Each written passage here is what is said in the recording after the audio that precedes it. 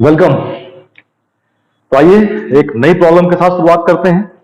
आज हमारे पास प्रॉब्लम है, एक स्प्रिंग मास सिस्टम है, थोड़ा सा कॉम्प्लेक्स दिखाई पड़ रहा है और हमें इसका नेचुरल फ्रीक्वेंसी निकालनी है। जब ऑब्जर्व करते हैं प्रॉब्लम को, प्रॉब्लम में क्या है कि एक रॉड है, एक रेगुलर रॉड है, यूनिफॉर्म डायमीटर या यूनिफॉर्म क्रॉस सेक्शन की, जिसकी लेंथ L है और उसका मास M है।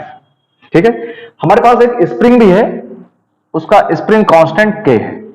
ठीक, और ये रॉड इस तरीके से स्प्रिंग से अटैच है। ये पॉइंट O पॉइंट है, जिसको हम कह रहे हैं that is hinge point. Hinge point, about this point rod oscillate करना चाहता है। ठीक है, इसमें एक स्प्रिंग लगी हुई है और रेस्ट पोजीशन पे रॉड हॉरिजॉन्टल है। ये बात इंपॉर्टेंट है, ये जो पोजीशन है, ये पोजीशन इसकी रेस्ट पोजीशन है। At rest position rod is horizontal. इस समय क्या हुआ होगा, रॉड का जो वेट है, रॉड का वेट कहां काम करेगा, इसके सेंटर पे, यहां पे। That will be mass into g, mg। mg नीचे काम करेगा, रॉड को डाउनवर्ड करेगा और स्प्रिंग क्या करेगी, इसको अपवर्ड करेगी। तो हम ये कह सकते हैं कि इस समय स्प्रिंग अपनी कंप्रेस्ड फॉर्म में है, स्प्रिंग अनस्ट्रेस्ड नहीं है। स्प्रिंग की जो ओरिजिनल लेंथ है अपनी ओरिजिनल लेंथ पे नहीं है। ठीक है ना। तो हमें, अगर हम लोग डी एलेम्बर्ट से इसको करना चाहें तो हमें स्टैटिक डिफ्लेक्शन निकालना पड़ेगा, लेकिन हम लोग इस प्रॉब्लम को अभी हम लोग एनर्जी मेथड से करने चल रहे हैं, क्योंकि एनर्जी मेथड कई बार ऐसा लगता है बड़ी आसानी से हो जाता है ना। तो अभी डिसेंबर से नेक्स्ट लेक्चर में करेंगे, फिलहाल इसको एनर्जी मेथड से करते हैं। तो इसलिए इसका स्टैटिक डिफ्लेक्शन कितना है ये नहीं निकालना है। चलिए बात करते हैं एनर्जी मेथड की। अगर हम यहां पे एनर्जी मेथड यूज करें तो energy method, again what is energy method, कि total energy in the system will be constant. Total energy will be constant. ठीक है, अब देखें यार टोटल एनर्जी इसमें है कितनी, क्या होने वाला है। तो एनर्जी की अगर बात किया जाए यहां पे, तो एक बात तो ये हो रही है कि ये बॉडी इस पॉइंट के अबाउट, ये बॉडी इस पॉइंट के अबाउट एंगुलर मोशन कर रही है। जब ये ऑसिलेट करेगी ऐसे ऐसे, तो पॉइंट O के अबाउट एंगुलर मोशन करेगी, है ना। किसी इंस्टेंट टाइम t पर अगर देखा जाए, किसी इंस्टेंट टाइम t पर ये हॉरिजॉन्टल से थीटा एंगल डिस्प्लेस्ड है ना। और अगर ये डिस्प्लेसमेंट, एंगुलर डिस्प्लेसमेंट थीटा है, तो भाई एंगुलर वेलोसिटी कितनी होगी, that will B theta dot, और एंगुलर एक्सीलरेशन कितना होगा, that will B theta double dot. ये पिछले कई लेक्चर से हम लोग जान समझ चुके हैं, है ना। तो अगर इसमें बात किया जाए तो इस बॉडी में एक एंगुलर मोशन है जो कि ऐसे मूव कर रहा है, तो इसमें एंगुलर मोशन, एंगुलर वेलोसिटी कितनी होगी, थीटा डॉट। तो इस सिस्टम में काइनेटिक एनर्जी होनी चाहिए। ठीक है ना। तो काइनेटिक एनर्जी कौन सी होगी, एंगुलर काइनेटिक एनर्जी। उसके अलावा सिस्टम में स्प्रिंग लगा हुआ है, जब इसकी पोजीशन यहां पहुंचेगी तो स्प्रिंग में कुछ डिफ्लेक्शन हो जाएगा, स्प्रिंग की लंबाई बढ़ जाएगी। स्प्रिंग की लंबाई कितनी बढ़ेगी, जितना ये सर्कुलर आर्क होगा, ये पॉइंट यहां से यहां पहुंचेगा, जो लेंथ ये सर्कुलर आर्क होगा उतनी स्प्रिंग की लेंथ बढ़ जाएगी, है ना। लेंथ बढ़ जाएगी तो स्प्रिंग में वो as a strain energy store हो जाएगी। ठीक है ना। तो इस तरीके से देखा जा रहा है, तो इसमें एक एंगुलर काइनेटिक एनर्जी मिल रही है और स्प्रिंग में स्ट्रेन एनर्जी मिल रहा है। ठीक है, तो इन्हीं की बात कर रहे हैं हम लोग। तो यहां क्या कह रहे हैं कि kinetic energy plus potential energy, जिसको आप कह रहे हैं strain energy of the spring, will be constant. चलिए अब बात करते हैं काइनेटिक एनर्जी की। काइनेटिक एनर्जी कौन सी है, एंगुलर। इस फॉर्मूला क्या होता है काइनेटिक एनर्जी का, in the angular motion half I into omega square, omega के प्लेस पे क्या होगा, थीटा डॉट का स्क्वायर।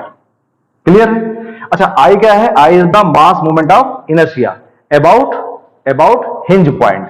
तो यहां पे हमें आई नहीं लिखना चाहिए, आई ओ होना चाहिए, आई ओ अबाउट हिंज पॉइंट, है ना। अच्छा, हमें पता है कि किसी भी रॉड का, कोई भी अगर हमारे पास एक रॉड है, इस रॉड का अगर मास m है, लेंथ l है, तो इस पॉइंट के अबाउट जो इसका I होता है, I अगर ये पॉइंट O है तो IO will be ml square by 3।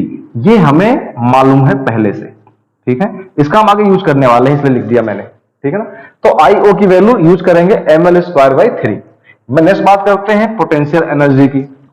तो इस स्प्रिंग में जितनी एनर्जी स्टोर होगी कितनी होगी, that will be half into के इंटू जितना इसके अंदर डिफ्लेक्शन है, के एक्स स्क्वायर कहते हैं ना, हाफ के x square. What is x, x is the elongation in the spring, है ना। तो स्प्रिंग में जरा देखा जाए इलांगेशन कितना होगा, तो देखो इलांगेशन कितना होगा, जितना ये सर्कुलर आर्क होगा। सर्कुलर आर्क की बात किया जाए तो जरा इसको देखिए, तो ये सेंटर है, ये सर्किल है, इसमें हम लोग फॉर्मूला लगाते हैं angle equal to arc upon radius. तो एंगल कितना है, थीटा, ठीक है। आर्क कितना है, इसका नाम कुछ दे दें, मान लेते हैं ये ए है, दैट इज ए डैश। तो angle equal to arc A dash upon radius कितना है, दैट जितना इसकी लेंथ है, अपॉन एल। तो आप कह सकते हैं कि a dash equal to l theta, ठीक है। और जितना ये सर्कुलर आर्क है उतना ही इसमें डिफ्लेक्शन होगा, तो दैट्स वाई हाफ के एक्स के बदले एक्स के प्लेस में जो डिफ्लेक्शन के प्लेस पे क्या लिखेंगे, l theta. K x square means l theta का square will be constant. Clear हुआ, इसमें कोई कंफ्यूजन नहीं है। चलिए आगे बढ़ते हैं। अब अगला काम क्या है, differentiate this equation, differentiate with respect to time, ठीक। Now IO is the constant, you will get half IO into twice theta dot, again differential, that will give theta double dot, plus half constant, K constant, L square will be constant, again you have theta square, और इसको जब differentiate करेंगे you will get twice theta, again theta को तो theta dot will be 0, constant का differential 0। तो यहां से हमें इक्वेशन कुछ ऐसे मिल रही है, ठीक है। इसमें काफी कुछ कैंसिल आउट हो रहा है, जैसे थीटा डॉट से थीटा डॉट कैंसिल आउट, ठीक है। और इस 2 से ये 2 कैंसिल आउट, इस 2 से ये 2 cancel out. Now we have IO theta dot plus k l square into theta equal to 0, k l square theta equal to 0, okay, ठीक है। ये हमारे पास इक्वेशन आ गई। जरा इसको वैल्यू को पुट करें, ml²/3 पुट करें यहां पे, तो हम ये देख सकते हैं, इसको लिख सकते हैं कि theta dot is plus k l square, IO को यहां नीचे लाएंगे, that will B m L square into 3 into theta is equal to 0. You can see here L square is cancel out. Okay. Now we have theta dot plus 3k by m into theta equal to 0. This is the differential equation in standard form of this oscillating body, ठीक है। और हमें ये मालूम है कि SHM का जो स्टैंडर्ड इक्वेशन है, SHM की स्टैंडर्ड इक्वेशन दैट इज क्या होती भाई, हाँ, y double dot is equal to, या यूं लिखें, plus omega square y equal to 0। This is the standard equation of SHM। ये हमने प्रूफ किया था पहले। अगर इन दोनों को कंपेयर किया जाए, इन्हें कंपेयर कर लें, इन्हें कंपेयर कर लें, कंपेयर करने पे क्या मिलेगा कि जहां ओमेगा है, जहां हमारे पास ओमेगा है, ये omega square will B 3k/m, ठीक है। और क्योंकि हमारा ये सिस्टम अनडैम्प्ड फ्री है तो ये नेचुरल फ्रीक्वेंसी कहलाएगा, इसको इसलिए ओमेगा n लिखेंगे, and again omega n will be under root 3k/m.